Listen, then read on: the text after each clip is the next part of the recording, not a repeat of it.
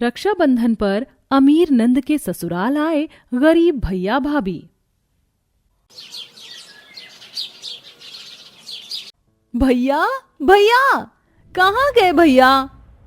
तुम्हारे भैया तो सुबह होते ही जॉब के लिए निकल गए थे। क्या हुआ? क्यों ढूंढ रही हो अपने भाई को? क्या भाभी, आप भी ऐसे पूछ रही हो जैसे आपको कुछ पता ही ना हो। आज रक्षाबंधन है। अरे हाँ, मैं तो भूल ही गई थी कि आज रक्षाबंधन है। और तुम्हारे भैया तो सुबह ही काम पर चले गए। अब तुम क्या करोगी? क्या ही कर सकती हूँ भाभी, अब जब तक भैया घर नहीं लौट आते तब तक मैं आज भूखी रहूंगी। तभी पीछे से तुषार अपनी बहन को एकदम से आकर डरा देता है। बू! ये क्या भैया, आपने तो मुझे बहुत बुरी तरह से डरा दिया। और आप सुबह सुबह कहाँ चले गए थे? अपनी प्यारी सी बहन के लिए चॉकलेट लेने गया था। तुम्हें चॉकलेट पसंद है ना? शिखा चॉकलेट देखकर बहुत खुश होती है और अपने भैया को गले से लगा लेती है। थैंक यू सो मच भैया, आप मेरे वर्ल्ड बेस्ट भैया हो। भगवान ऐसा भाई सबको दे। चलो बहना, आप जल्दी से मुझे राखी बांध दो। इसके बाद मुझे काम करने के लिए जॉब पर भी जाना है। तुषार अपनी बहन से राखी बंधवाकर अपने काम पर निकल जाता है, जिसके बाद सारा दिन बेचारी गरीब भाभी घर के काम कर रही होती है। तभी शिखा अपनी भाभी से कहती है, भाभी आप अपने मायके क्यों नहीं जाती हो अपने भैया की राखी बांधने के लिए? मेरा भाई बहुत गरीब है, अगर मैं वहां जाऊंगी तो वो परेशान होगा और मेरे खाने के लिए कुछ अच्छा बनाने के लिए उधार राशन भी ले आएगा। मैं बस उनको तकलीफ नहीं देना चाहती, इसलिए उन्हें यहाँ पर ही बुला लेती हूँ। ओह अच्छा, ये बात है। चलो अच्छी बात है, आप अपने भाई के लिए बहुत सोचती हो। शिखा इतना बोलकर चुप हो जाती है। वैसे भाभी, खाने के लिए आपने क्या बनाया? आज तो पकवान सेवइयां बनाई होंगी ना, है ना? नहीं ननद जी, घर में राशन का एक दाना तक नहीं था, बस इसलिए कुछ नहीं बना सकी। लेकिन शाम को आपके भैया जरूर कुछ लेकर आएंगे।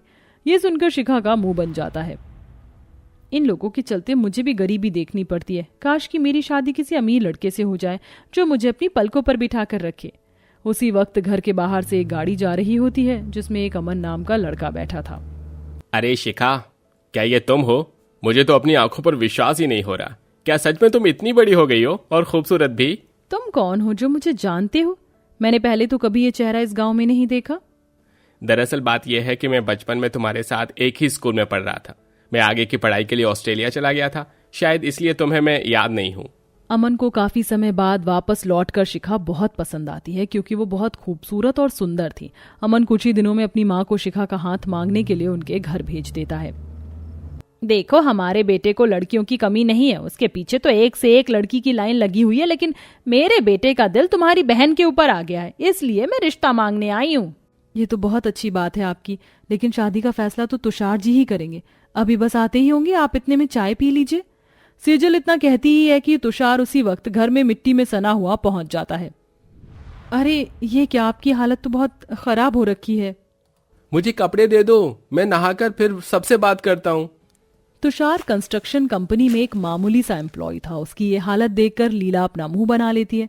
कुछ ही देर में तुषार नहाकर सभी मेहमानों से मिलता है, जिसके बाद उसको ये समझ आ जाता है कि अमन बहुत अमीर परिवार से है। क्या पता उसकी फ्लाइट लेट हो गई हो। अभी तो शाम ही हुई है, आने वाली होगी मेरी बहन। तुषार के कई घंटों इंतजार के बाद भी शिखा नहीं आती, लेकिन उसका कुरियर आता है। कुरियर वाला कुरियर लेकर आया है, किसी शिखा के नाम का तार है। शिखा का नाम सुनते ही तुषार उस आदमी के हाथों से चिट्ठी लेकर पढ़ने लगता है, जिसे पढ़कर वो बहुत मायूस हो जाता है। अजी क्या हुआ, क्या लिखा है तार में? ये लो, तुम खुद पढ़ लो। नमस्कार भैया, मैं आपकी बहन शिखा। माफ करना, राखी पर नहीं आ सकूंगी क्योंकि मैं बिजी हूँ। आपको राखी भेज रही हूँ, बांध लेना अपनी कलाई पर।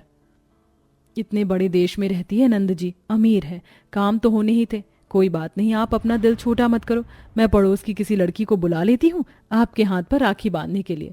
सेजल इतना बोलकर गांव की एक लड़की को ले आती है और अपने पति की कलाई पर राखी बंधवा देती है। वह तुषार से बात करके उसके दिल को थोड़ा हल्का करने की कोशिश करती है, लेकिन तुषार बहुत अपसेट हो जाता है। ऐसे ही धीरे धीरे 2 से 3 साल गुजर जाते हैं।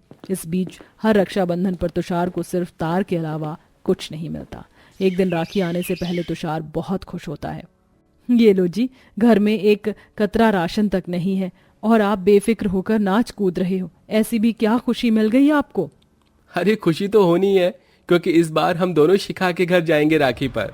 यह क्या बोल रहे हो आप? ऑस्ट्रेलिया जाना कोई मामूली बात नहीं है। वीजा और खर्चा कहाँ से आएगा? इतने पैसे नहीं है हमारे पास। मेरे मालिक ने हमारे ऑस्ट्रेलिया की टिकट करवा दी है। बस थोड़ी बहुत जो खर्चा लगेगा वो इस महीने की तनख्वाह से पूरा कर लेंगे। अगले महीने देनदारी का क्या होगा? अगले महीने का अगले महीने पर छोड़ दो। इस बार तो मैं अपनी बहन से राखी बंधवा कर ही आऊंगा। ठीक है जी, आपकी सारी राखियां रख लेती हूँ। इस बार आप अपनी बहन के हाथों से सारी राखियां बंधवा लेना। शिखा हमें वहां देखकर सरप्राइज हो जाएगी। शिखा के गरीब भैया भाभी जैसे तैसे करके ऑस्ट्रेलिया पहुंच जाते हैं, जहां शिखा अपने घर में अपनी फिरंगी सहेलियों के साथ ताश खेल रही होती है। Oh god, I can't believe you win again again. तभी उसके घर उसके गरीब भैया भाभी आ जाते हैं। अरे वाह बहना, तुम तो महल जैसे घर में रह रही हो। कितना सुंदर है, और तुम तो बिल्कुल राजकुमारियों की तरह लग रही हो।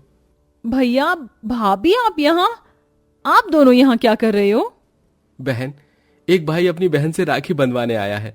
ये लो, इन राखियों को मेरी कलाई पर खुद अपने हाथों से बांध दो। आपको यहाँ आने की क्या जरूरत थी? आपने अपनी हालत देखी है। आप मेरी बेइज्जती कर रहे हो यहाँ आकर। क्या आपको सब्र नहीं हुआ? मैं आपको राखी कुरियर कर देती। शिखा बहुत घमंड और रूडली अपने भैया से बात करती है। ये देख सेजल की आंखों में आंसू आ जाते हैं। चंद पैसों के आते ही तुम अपने हीरे जैसे भाई को भूल गई। अरे इन्होंने तुम्हें पाल पोस कर इतना बड़ा किया, तुम्हारी शादी इतने रईस घर में की ताकि तुम खुश रहो, लेकिन तुम तो एहसान फरामोश निकली। अपने भाई के प्यार का ये सिला दिया तुमने। एक एक रुपए जोड़कर तुम्हारे लिए तुम्हारी पसंद की चीज लेकर आए थे तुम्हारे भैया। खुद के कपड़े फटे हुए थे, लेकिन तुम्हारे लिए बड़ी दुकान से सूट खरीदा इन्होंने, और आज तुम इनसे ऐसे बात कर रही हो। अगर बहनें तुम्हारे जैसी होती हैं तो भगवान करे किसी गरीब भाई को तुम्हारे जैसी बहन ना मिले। सेजल के ये सब बोलने पर शिखा की आंखों से आंसू आ जाते हैं। सेजल तुषार का हाथ पकड़कर वहां से जा रही होती है कि तभी शिखा उन्हें रोक लेती है। रुक जाओ भैया भाभी, मुझे माफ कर दो। मुझसे बहुत बड़ी भूल हो गई। मुझे आपसे ऐसे बात नहीं करनी चाहिए थी। भाभी, आपने मुझे सही समय पर मेरी गलती का एहसास करवाकर बहुत सही किया। अमीर होकर इतनी घमंडी कब हुई मुझे पता ही नहीं चला। भैया, मैं आपके आगे हाथ जोड़कर माफी मांगती हूँ। मुझे माफ कर दीजिए और मुझसे राखी बंधवा लीजिए। शिखा इतना बोलकर रोने लगती है। अरे पगली, रो क्यों रही है? ये ले अपने भाई की कलाई, बांध दे राखी इस सोनी कलाई पर। ये कलाई तेरी राखी के लिए बरसों से तरस रही है। तुषार के कहने पर शिखा अपने भाई को राखी बांधती है, जिसके बाद वह अपने भैया भाभी की बहुत अच्छे से खातिरदारी करती है।